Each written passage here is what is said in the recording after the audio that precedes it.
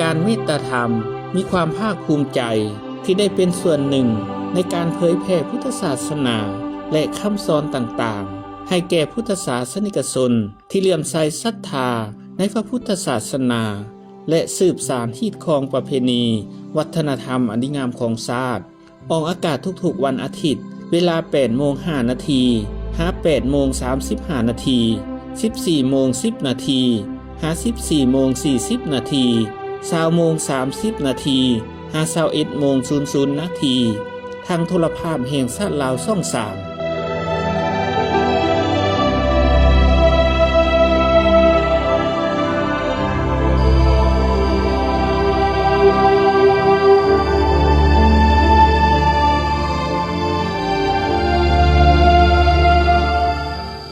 เที่ยวเด่นธรรมมื้อนี้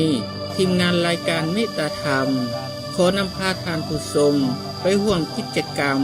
ของกรรมาธิการเผยแผ่ศีลธรรมและปฏิบัติกรรมฐานศูนย์กลางองค์การพุทธศาสนาสัมพันธ์แห่งสปป.ลาวร่วมกับองค์การพุทธศาสนาสัมพันธ์ลาวเมืองไซธานีและหน่วยงานอ้อมข้างได้พร้อมเพรียงสามัคคีกันจัดกิจกรรมเฉลิมฉลองวันเด็กน้อยสากลเนื่องในวันปลูกต้นไม้แห่งชาติวันที่ 1 มิถุนายน ปี 2026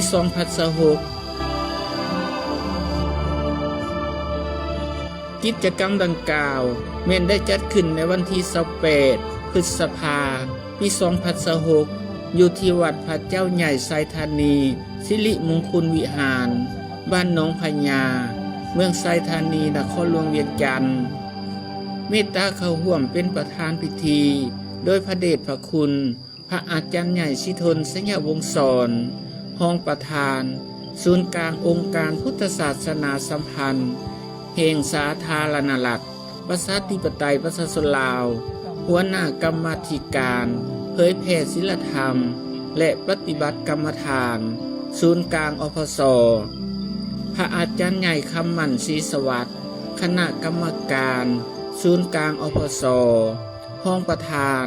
อพส.นครหลวงเวียงจันทร์โดยการเข้าร่วมของพระเทลานุเทระจากกรรมาธิการเผยแผ่อพส.เมือง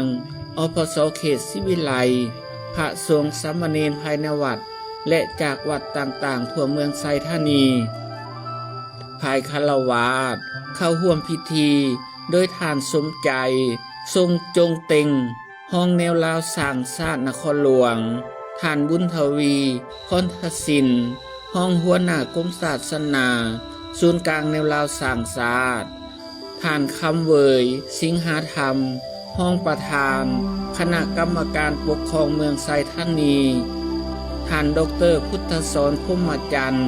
อำนวยการห้องหมอแม่และเด็กพร้อมด้วยพนักงานแพทย์หมอกองพัน401การนำภาครัฐอำนาจการปกครองบ้านทุกขันกลุ่มเทพธิดาธรรมครูอาจารย์อนุชนเยาวชนสาวหนุ่มโรงเรียนประถมวงแสงเดือนโรงเรียนมัธยมตันมิไซและพุทธศาสนิกชนออกตนญาติโยมทั้งหลายเข้าร่วมเป็นขบวนอย่างผุดพื้นมวลซืน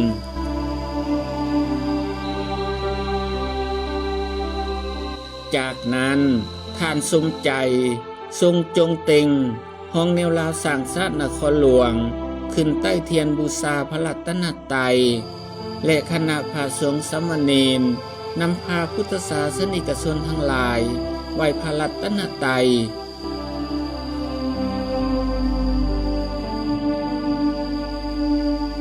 ในพิธีพระอาจารย์ปอ.มหาโสภาศรีบุญเฮืองหัวหน้ากรรมาธิการเผยแผ่ศีลธรรมและปฏิบัติกรรมฐานศูนย์กลางอพส.ประธานองค์การพุทธศาสนาสัมพันธ์ลาวเมืองไซธานีได้ขึ้นรายงานว่า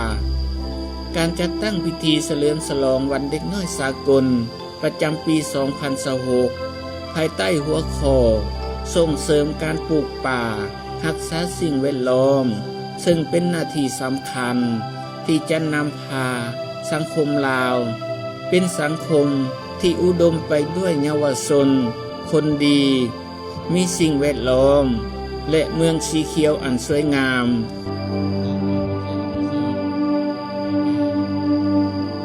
ซึ่งงานในครั้งนี้จัดขึ้นโดยกรรมาธิการเผยแผ่ศีลธรรมและปฏิบัติกรรมฐานศูนย์กลางอพส.ร่วมกับองค์การพุทธศาสนาสัมพันธ์ลาวเมืองไซธานีได้ตกลงเห็นดีการจัดขึ้นที่วัดพระเจ้าใหญ่ไซธานีสิริมงคลวิหารบ้านน้องพญาเมืองไซธานีนครหลวงเวียงจันทน์โดยได้มีวัตถุประสงค์คือเพื่อส่งเสริมให้เยาวชนและสาวหนุ่มลาวได้ปลูกจิตสำนึกในการรักษาสิ่งแวดล้อมเพื่อจัดกิจกรรมให้เยาวชนได้แสดงความสามารถและเป็นแบบอย่างในการอนุรักษ์รักษาสิ่งแวดล้อมซึ่งมีกิจกรรมปลูกป่าปล่อยปลาและปล่อยนกแม้นแสดงถึงพลังความสามัคคีของคณะพระสงฆ์ลาวและชาวเมืองไซธานีที่ยามใดก็ให้ความสำคัญและโอกาสให้เยาวชนลาวในฐานะอนาคตของชาติเพราะเห็นความสำคัญของเยาวชนลาวให้เป็นคนดีมีศีลธรรมเข้าใกล้คำสอนพุทธศาสนาและวัดวาอารามจึงได้จัดงานนี้ขึ้นเพื่อเป็นแบบอย่างในการรักษาสิ่งแวดล้อมให้สังคมลาวในครั้งนี้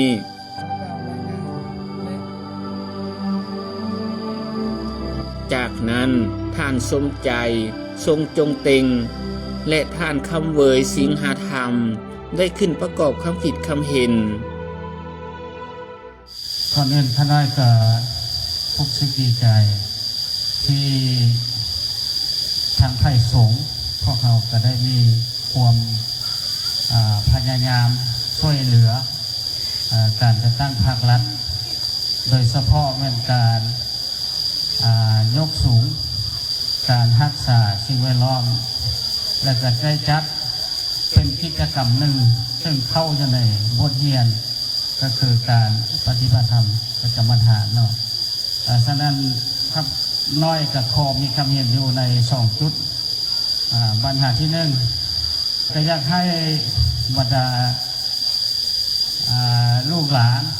เด็กน้อยเข้าใจเกี่ยวกับสิ่งแวดล้อมเนาะนี่ก็เป็นนโยบายหนึ่งของพรรคของรัฐที่ได้ส่งเสริมการรักษาอนุรักษ์สิ่งแวดล้อมทางน้ำทางป่าทางดินพระอากาศทำเงินเลยฉะนั้นแหละ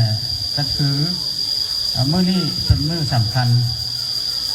คือพระอาจารย์ได้กล่าวไปนั้นธรรมดาแค่กับวันที่1 เดือน 6เนาะแต่พวกเราก็จัดก่อนกับพวกเป็นนั้นเพื่อให้ลูกหลานได้เข้าใจเกี่ยวกับสิ่งแวดล้อมนี้เพื่อรักษาให้มีความยืนยงถ้าพวกเป็นนั้นแหละรุ่นต่อไปจะบ่ฮับฮู้หรือว่าจะบ่ฮู้เนาะจะบ่ฮู้เกี่ยวกับธรรมชาติบ่ฮู้ว่าดินพระอากาศในสมัยก่อนเป็นอะไรมีป่าไม้เป็นอะไรมีน้ำลำชีเป็นอะไรนะฉะนั้นแหละพวกเขาต้องได้รักษาในปัจจุบันนี้เพื่อเนื้อนุ่งเพื่อตลอดชีวิตของมนุษย์พวกเขาปัญหาที่2นี้ก็แสดงความดีใจและสมเสด็จต่อไฟสูงที่ได้มีแนวคิดก็คือมีความเป็นไงต่อพรรครัฐที่ได้นำใช้โครงการรักสูตรอันนี้เข้าไปใช้ในการปฏิบัติธรรมอันนี้ข้าน้อยจะรู้สึก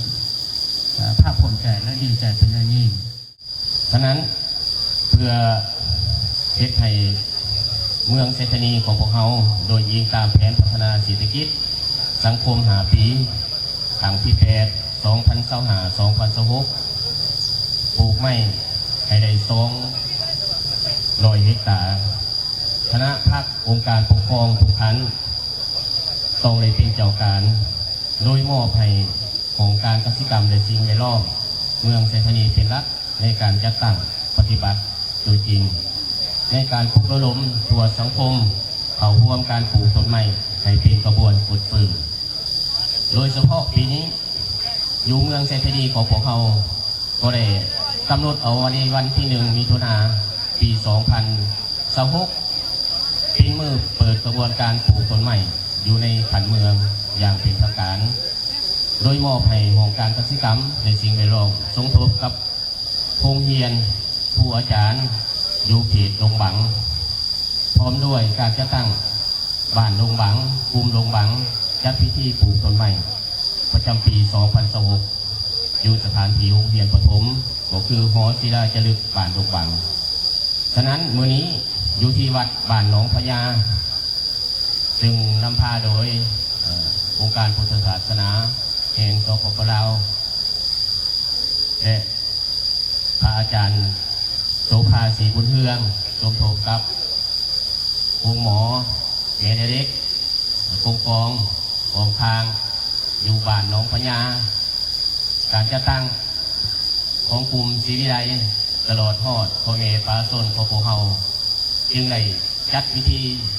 นี้ขึ้นเพื่อเป็นสิริมงคลเพื่อเป็นการเปิดกระบวนการปลูกต้นไม้ปล่อยสัตว์น้ำสัตว์ป่าประจำปี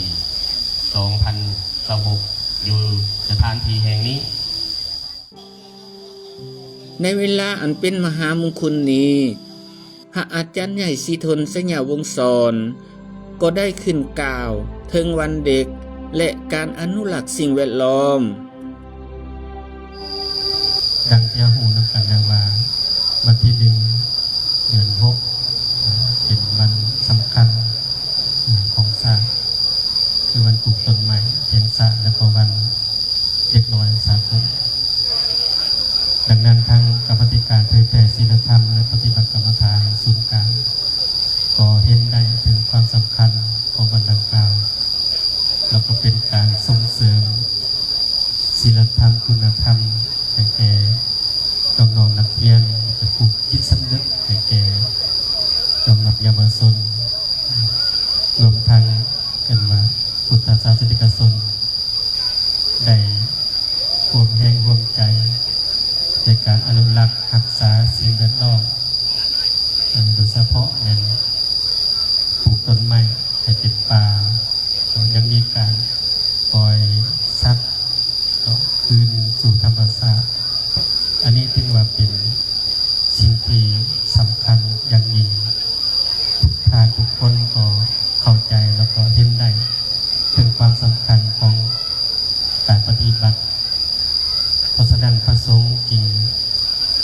ว่าจัดเพื่อเผยแผ่ศีลธรรมเสริมทักษะศีลธรรมต่อไปให้แก่บรรดาเยาวชนและก็การจัดตั้งได้เข้าใจถึงดังที่เฮาได้กล่าวมาทั้งหมดนั้นถูกต้องแล้วก็ตามแนวทางนโยบายของภาครัฐและก็สอดคล้องตามแนวทางของพุทธเจ้าคือแนวทางขององค์การพุทธศาสนาสัมพันธ์ของสปป.ลาวคือการอนุรักษ์รักษาธรรมชาติพุทธเจ้าก็ได้เน้นให้พระสงฆ์ได้เอาใจใส่ในการรักษาสิ่งแวดล้อมก็คือธรรมชาติโดยเฉพาะคือต้นไม้คือชีวิตคือต้นไม้คู่กันกับพระสงฆ์เขาก็ได้ปฏิบัติมาหลายปีแต่ก็อยากเสริมธรรมะบางข้อให้บรรดาท่านได้นำไปคิดนำไปค้นคว้าและนำไปปฏิบัติก็อยากกล่าว2 ข้อหลักๆเช่นว่าอารักขาสัมปทาข้อที่2เนี่ยกัลยาณมิตรตาเป็นยังอยากเบา2 ข้ออารักขาสัมปทาหมายถึงการอนุรักษ์รักษาให้ดีให้งามกัลยาณมิตรตาหมายถึงมีกัลยาณมิตรที่ดีต่อกันคันทั้งเสริม2 ข้อนี้ได้แล้วอุทธานะสัมปทาคือความเพียรพยายามความลุกมันขยันเพียรที่เฮาเฮ็ดในปัจจุบันก็จะยังคงอยู่แล้วก็เจริญงอกงาม เป็นหยังจริงว่าจังซั่นคันเฮาดุมันก็จริงอยู่ แต่ว่าเฮาขาดการรักษาเช่นว่าแต่ละปีนี่เฮาปลูกต้นใหม่หลายต้นหลายพันต้นหลายหมื่นต้น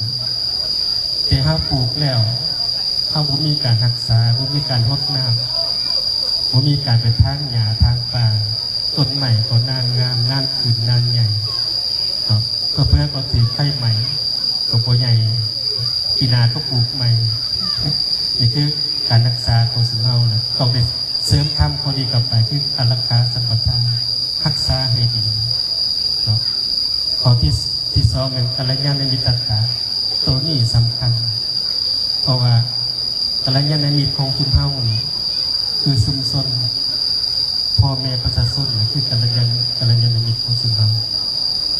ขั้นสุขเพิ่นนะเข้าใจต่อ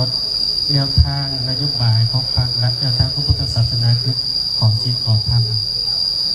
เพิ่นก็มีส่วนร่วมในการรักษาที่ว่าเป็นส่วนหนึ่งของประเทศชาติบ้านเมืองเพิ่นก็บ่ไปตัดไปจูดบ่ไปทำลายมันก็คงอยู่ประเทศใดประเทศชาติบ้านเมืองอุดมสมบูรณ์เช่นว่าข้าวปล่อยปลาท่านทั้งหลายนี่ใจบุญใจงาม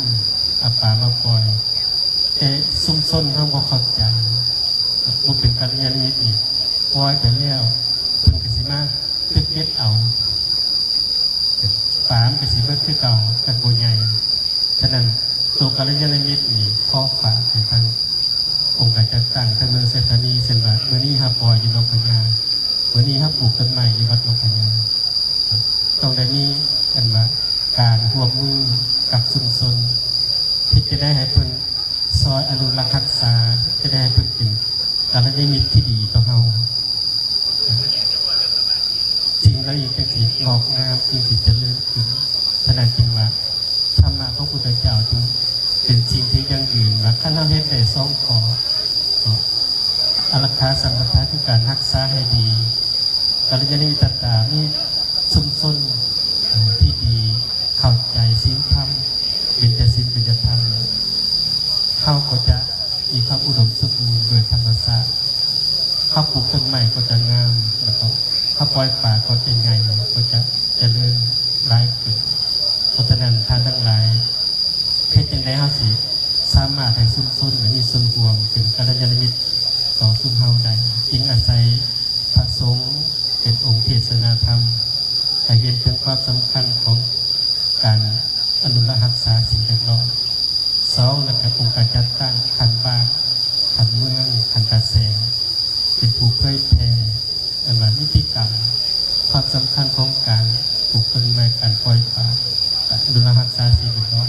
ให้เพิ่นได้เข้าใจฉะนั้นขั้น2ภาคส่วนลงเผยแผ่พระสงฆ์ขอเทศธรรมะการจัดตั้งขอเผยแผ่นิติกรรมรวมกันก็ที่ให้ชุมชนมีความเข้าใจเขาก็จะได้กัลยาณมิตรที่ดีต่อกันและก็จะได้ขอที่2ว่าอรักขาสัมปทานกันรักษาให้ดีฉะนั้นขั้นใด2ข้อนี้แล้วว่าอุทธรสัมปทานความเพียรพยายามของเราก็จะเดินขึ้นประเทศชาติเมืองก็จะทางนี้และก็ธรรมชาติก็จะอุดมสมบูรณ์ฉะนั้นวันนี้ท่านทั้งหลายได้มาร่วมกันมาสร้างพลังมาร่วมปลูกป่ามารวมเหมือนแบบต่อชีวิตของธรรมศาสตร์เป็นทางพุทธศาสนาแบบเป็นบุญอย่างยิ่งเพราะฉะนั้นขอท่านทั้งหลายจง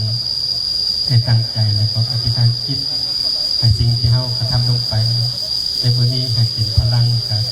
ให้เป็นว่าสิ่งที่งอกงามไพบูลย์ในวัดพุทธศาสนาและก็งอกงามต่อประเทศชาติบ้านเมืองโดยเฉพาะเขาจะได้สิ่งแวดล้อมที่ดีขึ้นฉะนั้นอาตมาในนามคณะการสงฆ์จึงขออนุโมทนาและก็ชื่นชมยินดีนำองค์การจัดตั้งเมืองเศรษฐานีทั้งฝ่ายคารวะและฝ่ายสงฆ์ที่เห็นความสำคัญของกิจกรรมดังกล่าว ภายในงานนอกจากความพร้อมเพรียงสามัคคีปลูกต้นไม้ปล่อยนกปล่อยปลา ลงสู่น้องน้ำแล้ว ยังได้สืบต่อกิจกรรม ให้น้องน้อยนักเรียนได้แสดงความสามารถ ระบายสีใส่รูปภาพ ธรรมชาติต่างๆ และหับชมการแสดงของพวกน้องน้อยนักเรียนน่าหัก จากโรงเรียนประถมวงแสงเดือน มันในหลายรายการแสดงเช่นพ้อนลำตังหวายพ้อนเยาวชนพ้อนป.1 ป.2 ห้องเพลงปีใหม่หลวงพระบางขับเชียงขวางและห้องเพลงวันเด็กน้อยสากลทุกรายการแสดงเม่นได้สร้างบรรยากาศความเบิกบานมนต์ซื่นให้แก่ผู้มาร่วมกิจกรรม มื้อนี้ทางวัดพระเจ้าใหญ่ไสธานีสิริมงคลบ้านหนองพญาเมืองไสธานีนครหลวงเวียงจันทน์ได้จัดกิจกรรมปลูกต้นไม้เพื่อเฉลิมฉลองวันเด็กแห่งชาติในการสร้างกิจกรรมครั้งนี้ได้มีบรรดาบ้านที่อ้อมข้างก็คือภาคส่วนที่เกี่ยวข้องโดยเฉพาะบ้านหนองพญาได้มีอำนาจการปกครองบ้านหนองพญาได้มีโรงหมอแม่และเด็กได้มีโรงเรียนได้มีค่ายทหารได้มีกลุ่มบ้านแล้วก็ได้มีปกครองเมืองไสธานีได้มีนครหลวงเวียงจันทน์โดยทุกภาคส่วนได้เข้าร่วมในการเฉลิมฉลองวันเด็กแห่งชาติมี3จุดประสงค์จุดประสงค์อันที่1ก็เพื่อส่งเสริมเยาวชนและชาวหนุ่มลาวปลูกจิตสำนึกรักษาสิ่งแวดล้อมจุดประสงค์อันที่2ก็เพื่อจัดกิจกรรมเยาวชนแสดงความรู้ความสามารถและเป็นแบบอย่างให้แก่การอนุรักษ์สิ่งแวดล้อมซึ่งมีกิจกรรมปลูกป่าปล่อยป่าและกับปล่อยนกเพื่อแสดงพลังความสามัคคีของคณะสงฆ์ทั่วเมืองไสธานีและชาวบ้านหนองพญาเมืองไสธานีทั่วนครหลวงอันนี้ถือว่าเป็นโครงการแบบอย่างที่ว่าพวกเราได้ส่งเสริมเยาวชนคนรุ่นใหม่ให้ฮู้จักอนุรักษ์สิ่งแวดล้อมให้ฮู้จักการมีเมตตาก็คือการปล่อยนกการปลูกต้นไม้ก็เพื่อเป็นที่พึ่งเป็นโฮมโพโฮมใสการปล่อยป่าก็เพื่อเป็นการเคารพความเมตตาของมนุษย์ซึ่งกันและกันให้อยู่สุมกินเย็นดังนั้นแล้วอันนี้เป็นคำสอนขององค์สัมมาสัมพุทธเจ้าที่คนลาวพวกเขาจะต้องเอาใจใส่ได้เฮ็ดกิจกรรมดังกล่าวนี้แล้วก็ส่งเสริมกิจกรรมดังกล่าวนี้ในเมื่อโครงการพวกเขาได้สร้างขึ้นมาแล้วพวกเขาก็จะมีการอนุรักษ์ต้นไม้อนุรักษ์สิ่งแวดล้อมโดยเฉพาะโครงการดังกล่าวนี้เมื่อพวกเขาได้มีการปลูกแล้วพวกเขาก็จะมีการอนุรักษ์รักษาเป็นอย่างดีเพื่อให้เกิดผลออกมากออกดอกได้เป็นอย่างดีดังนั้นในนามองค์การเผยแพร่ศีลธรรมปฏิบัติกรรมฐานศูนย์กลางอปส.จึงขอบอกขอบใจขอบคุณขอบบุญในทุกภาคส่วนที่มาร่วมในกิจกรรมในครั้งนี้ดังนั้นอาตมาภาพจึงขออำนวยไว้ใส่ให้ทุกท่านมีแต่ความสุขความเจริญหายทุกข์หายโศกหายโรคหายภัยหายพยาธิโรคาต่อไปก็ขอให้สุขกายสุขใจด้วยเถิด นอกจากกิจกรรมปล่อยนกปลูกต้นไม้ปล่อยปลาแล้วองค์การพุทธศาสนาสัมพันธ์ลาวเมืองไสธานีและคณะออกตนญาติโยมก็ยังในมอบอุปกรณ์การศึกษาปึ้มบิ๊กซอน้ำดื่มให้แก่ห้องการศึกษาเมืองและแจกยายของขวัญวันเด็กน้อยสกลและข้าวต้มขนมให้แก่น้องน้อยนักเรียนที่เข้ามาร่วมเฉลิมฉลองวันเด็กน้อยสกลวันเด็กน้อยสกลเป็นวันที่พวกเฮาทุกคนควรหวนคืนถึงความสำคัญของเด็กน้อยซึ่งเป็นอนาคตของชาติการดูแลส่งเสริมและปกป้องสิทธิเด็กเป็นหน้าที่ของทุกภาคส่วนในสังคมเพื่อให้พวกเขาเจ้า ได้รับความพัฒนาอย่างรอบด้าน และมีชีวิตที่สดใสพร้อมเดียวกันนี้วันปลูกต้นไม้แห่งชาติก็ยังเป็นอีกวันหนึ่งที่มีความหมายความสำคัญอย่างยิ่งเพื่อปลูกจิตสำนึกให้ทุกคนเห็นความสำคัญของการปกปักรักษาสิ่งแวดล้อมและการปลูกป่าเพื่อสร้างความสมดุลทางธรรมชาติการปลูกต้นไม้หนึ่งต้นเปรียบเสมือนการปลูกความหวัง